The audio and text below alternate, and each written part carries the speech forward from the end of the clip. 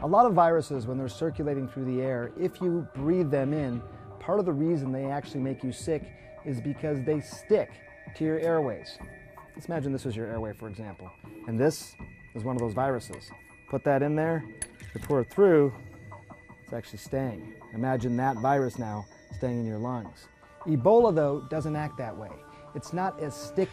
So even if you were to breathe in an Ebola virus, it might look something like this, and put it through your airway here, watch what happens. Goes right through.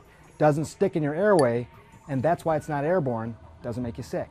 There's another reason Ebola isn't airborne either, and I want to show you this. When you think about cold viruses or flu viruses, oftentimes they act a bit like a powder. Look at that. You have this powder sort of in the air, people can breathe it in, but they can also live on surfaces for days, even weeks. That's in part what makes it airborne. Instead, with Ebola, it's much more like this baseball. You think about a baseball, you could put this in the air as well, but see what's going to happen pretty quickly. It's just going to drop to the ground, and it's not going to get anybody sick.